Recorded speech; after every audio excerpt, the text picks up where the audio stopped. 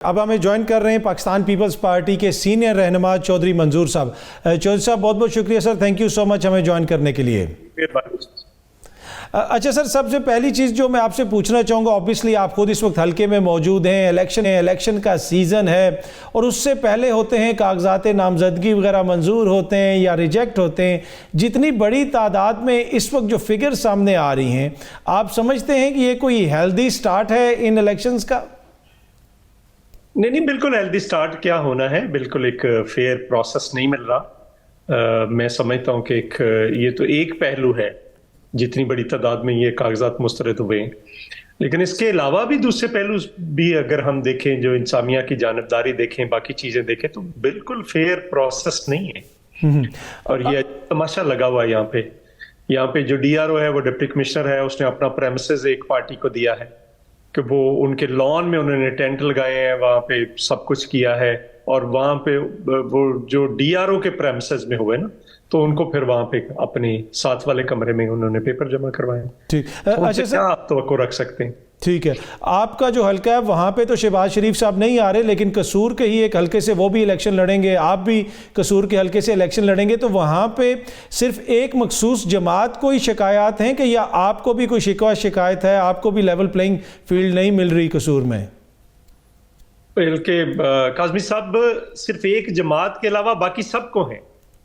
हमने एक all parties conference की थी लास्ट मंथ, और उसमें सभी पार्टियां थी, आईपीपी थी, उसमें आशम डोगर साहब थे, जमात इस्लामी थी, उसमें जेयूआई थी, उसमें जेयूपी थी, पाकिस्तान पीपल्स पार्टी थी, सभी जमातें थी, सभी को शिकायत, और सभी इस चीज पे मुत्तफिक हैं कि इंसामिया जो है वो जानिबदार है। ठीक, और सिर्फ एक जमात को जिसको शिकायत नहीं, वो गालिबन नून लीग का आप जिक्र कर रहे हैं। वो नेचुरली। ठीक। अच्छा सर, अब नून लीग में भी एक मामला है, उनको भी एक शिकायत। वो क्या है? पता है क्या है कि 131 वालों को ज्यादा फेवर मिल रही है कि 132 वालों को मिल रही है, कि 133 वालों को मिल रही है कि 134 वालों को मिल रही है। ठीक आपस में मुकाबले की शिकायत है, उनकी आपस में मुकाबले की शिकायत। अच्छा सर, अब अगले वजीर आजम का जब नाम आ रहा हो तो नून लीग भी कहती है कि जी मियाँ साहब हमारे हतमी कैंडिडेट हैं, लेकिन वहाँ पे भी कुछ लोग ये कहते हैं कि जनाब अभी बात हतमी नहीं है, हो सकता है कि शहबाज शरीफ साहब आ जाएं। अब पीपल्स पार्टी की हद तक आपकी जमात कन्फर्म है सर कि आपका प्राइम मिनिस्टर का कैंडिडेट कौन होगा? नहीं, देखिए, हमारे तो बहुत ही, कल मीटिंग है, कल बहुत सारी चीजें जो है, पाकिस्तान की सेंट्रल एग्जीक्यूटिव कमेटी की मीटिंग, अभी मुझे कॉल आई है, 1 बजे टाइम था, अब 3 बजे हो गया।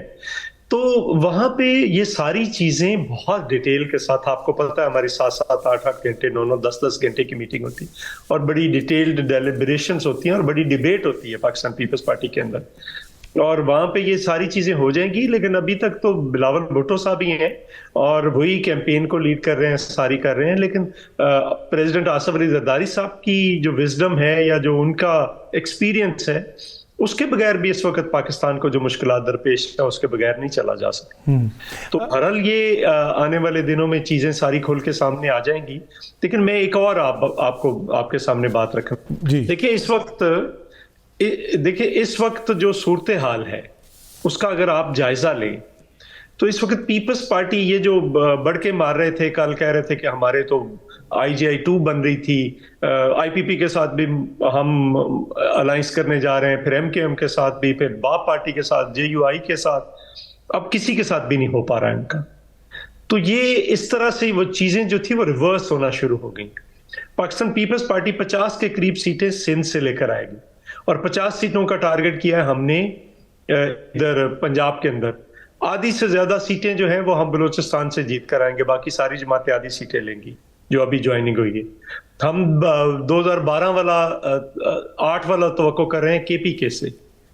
तो जब पीपल्स पार्टी 80 से ऊपर जाती है या 100 से ऊपर जाती है, तो गवर्नमेंट तो फिर पीपल्स पार्टी बनाती है ना। बाकी 2 पार्टियां आपके सामने, या वो आपस में इत्तेहाद करेंगी, और अगर आपस में नहीं उनका इत्तेहाद होता, तो फिर नेचुरली पाकिस्तान पीपल्स पार्टी जो है उसका अपर हैंड होगा।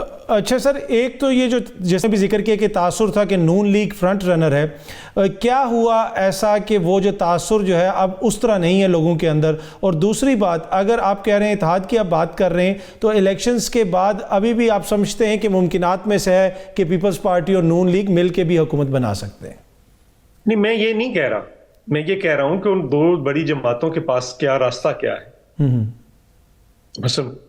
पीटीआई जितनी भी सीटें जीतेगी या बाकी जमातें भी जो जीतेंगी, तो वो पीपल्स पार्टी को प्रेफर करती हैं सारी जमातें इनकी। ठीक, तो आप ये कह रहे हैं कि पीटीआई और पीपल्स पार्टी का भी इत्तेहाद हो सकता है? नहीं, आप सियासत में कोई चीज हरफ आखिर तो नहीं है ना, लेकिन इलेक्शन से पहले नहीं है ये। मैं इलेक्शन के बाद के सिनेरियो की बात कर रहा हूं। बिल्कुल। अब दोनों जमातों के पास, फर्ज कर लें नून लीग है, उनके पास क्या रास्ता है? या पीटीआई या पीपल्स पार्टी, दोनों में से कोई एक जमात मिलेगी तो गवर्नमेंट बनेगी ना, जो इस वक्त का सिनेरियो उसमें वो दो या एक सीरियत तो कोई पार्टी नहीं ले रही। और बेशक बढ़ के हम हैं जितनी मर्जी मार लें। वो उसने राना सनाउल्लाह साहब कह रहे थे कि वो 100 तो हम पंजाब से ले रहे हैं। अच्छा जी, तो बाकी जो 41 है पंजाब वाले, उन्होंने क्या गंवाया है राना साहब का नून लीग का? वो अगर 141 भी कह दे तो क्या हर्ज है इसमें? हाँ, वैसे बात तो आपने सुना होगा ना। बात तो चॉइस साहब आपकी मुनासिब है कि हिसाब भी आसान हो जाएगा कि सारी अपने नाम कर लें। अच्छा सर, ये बताएं कि अब आप लोग मुकामी सतह पे पंजाब की हद तक कोई इत्तेहाद कर रहे हैं? जिस तरह बहुत सारी जमातों को शिकवे शिकायतें आपने भी जिक्र किया, तो पंजाब में जो आपने निकालनी है तो कोई ना कोई मुकामी सतह पे इत्तेहाद तो करने पड़ेंगे। वो कोई कर रहे हैं आप लोग, या कल सीईसी में कोई फैसला करेंगे? देखिए, मैं आपको एक बात बताऊं, ये मैं अपने तौर पर तो नहीं कर सकता ना, मैं यहाँ पे कह सकता हूँ। मेरी जाती राय हो सकती है, मेरी जाती ख्वाहिश भी हो सकती है, कोशिश भी हो सकती है, लेकिन अल्टीमेटली तो पार्टी की हतमी पॉलिसी होनी है ना कि पार्टी पॉलिसी क्या देती है। तो कल मेरा ख्याल है ये सारी चीजें डिस्कस होंगी और कल चीजें तय हो जाएंगी, डिसाइड हो जाएंगी। कल के बाद पता चलेगा कि क्या अगला लाया अमल बनता है पाकिस्तान पीपल्स पार्टी। ठीक है। अच्छा सर, आज सुप्रीम कोर्ट में तायात नाअहली के हवाले से एक बड़े इंपॉर्टेंट मुकदमे की समाअत हुई और उसमें तासुर यही है कि अगर वो ख़त्म हो जाती है तो मियाँ साहब शायद उसके बेनिफिशरी होंगे। तो पाकिस्तान पीपल्स पार्टी को तो इस पर कोई एतराज़ नहीं है? नहीं, हम तो अदालतों के जरिए किसी को सजाएं दिलवाने या किसी को नायल करने के इस प्रोसेस के पाकिस्तान पीपल्स पार्टी खिलाफ है। उसकी वजह यह है कि इसका सबसे बड़ा विक्टिम तो पाकिस्तान पीपल्स पार्टी रही। हम तो नहीं चाहते ना किसी से निशान छीना जाए, ना किसी को आउट किया जाए, ना किसी को अदालतों के जरिए या किसी और जरिए से लोगों को रास्ते से हटाया जाए। हाँ, पॉलिटिकल तरीके हैं, 100 तरीके हैं, और वो ज्यादा बेहतर तरीके होते हैं। किसी को अगर आपने जो उसको टाइम दें, अगर फिजल आउट होते हैं तो वो चीजें जो हैं वो खत्म हो जाएंगी। अगर आप इन तरीकों से किसी को हटाते हैं या बाहर करते हैं तो वो अल्टीमेटली, मियां नवाज शरीफ भी आज वापस आ गए, तो उस वक्त के फैसले थे, वो क्या उनकी अहमियत या क्या हैसियत है?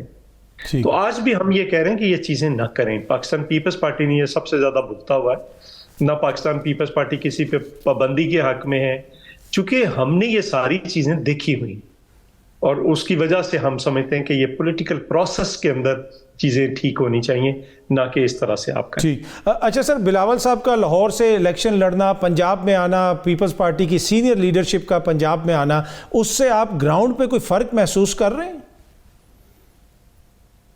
जी बिल्कुल। एक आप उनकी चीखें सुने, उससे हीट महसूस आपको उनको तो हो रही है, लेकिन पीपल्स पार्टी के कारकुन के अंदर भी एक कॉन्फिडेंस आया कि बड़ी देर के बाद मोहतरमा लड़ती थी यहाँ से, उससे पहले भुट्टो साहब लड़ते थे, तो उससे कॉन्फिडेंस आया। चूंकि पाकिस्तान पीपल्स पार्टी तो बनी लाहौर में थी।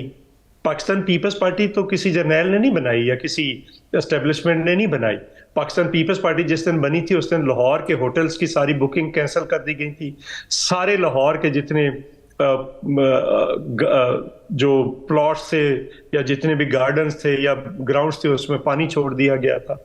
किसी जगह पे जगह नहीं मिल रही थी। वो अल्टीमेटली डॉक्टर मुबशर हसन के घर पे सिर्फ चंद 150-200 लोगों ने बैठकर पाकिस्तान पीपल्स पार्टी बनाई थी। तो वो एक रेजिस्टेंस की पार्टी है। तो वो रेजिस्टेंस जब हम शुरू करेंगे तो नेचुरली उसका फायदा पाकिस्तान पीपल्स पार्टी को होगा, इस मुल्क के लोगों को होगा। ठीक। अच्छा सर, सिंध में अगर आप नज़र डालें पाकिस्तान पीपल्स पार्टी पे, आपको कोई खदशा है, कोई तहफ़्फ़ुज़ात हैं? इसलिए कि कहा जा रहा है कि GDA का अलायंस बन जाएगा, MQM भी उसमें शामिल होगी, तो इवन के जो सिंध में आप क्लेम करते हैं कि आपका मैंडेट है, हो सकता है कि वहाँ पे भी आपको मुश्किलात हों और आपको या तो इत्तेहादी हुकूमत बनानी पड़े या ऐन मुमकिन है कि आप हुकूमत में ही ना हों सिंध में। कोई एक इलेक्शन जिसमें पीपल्स पार्टी के खिलाफ ये इत्तेहाद ना बना हो, बता दें। 18 में ना बना हो, 13 में ना बना हो, 8 में ना बना हो, 2002 में ना बना हो, कोई एक बता दो। कभी भी नहीं हुआ। उससे पहले भी बनते रहे। 97 में बने, 93 में बने, 88 में IGI बनी, क्या नहीं बना, तो उससे पीपल्स पार्टी को कोई फर्क नहीं पड़ता, बल्कि ये एक दूसरे की जिद है। जो सिंधी नेशनलिस्ट है वो और एमक्यूएम तो एक दूसरे की जिद है। जब ये इकट्ठे होते हैं नीचे से दोनों अपनी सपोर्ट खो देते हैं। ये किसी को आइडियोलॉजिकली ये चीजें जो समझने वाली हैं, जो जबरदस्ती किसी को नत्थी करते हैं, उनको ये चीजें समझनी पड़ेंगी कि पॉलिटिक्स इतना आसान काम नहीं है, ठीक, इतनी सीधी लकीर में नहीं होती। ठीक। अच्छा सर, खैबर पख्तूनख्वा में भी किसी के साथ कोई आपने इत्तेहाद का भी कोई फैसला किया, या कल सीईसी में इस हवाले से भी गुफ्तगू होगी? जिस तरह आप भी कह रहे हैं, दीगर लीडरान भी कह रहे हैं कि खैबर पख्तूनख्वा से भी हम सीटें निकालना चाहते हैं, तो फिर मुकामी सतह पे या JUIF या किसी और जमात से कोई राब्ते हैं आप लोगों के? मेरा ख्याल है कल पता चलेगा। कल वहां पे जो KPK की लीडरशिप, हर सूबे की लीडरशिप अपना अपना प्रेजेंट करेगी वहां पे, और फिर डिबेट होगी और उसके बाद फैसला होगा कि कहाँ पे क्या है, क्या सूरत हाल है। चूंकि KPK की जो पॉलिटिक्स है उसमें डिफरेंट पॉकेट्स हैं मुख्तलिफ पार्टियों की।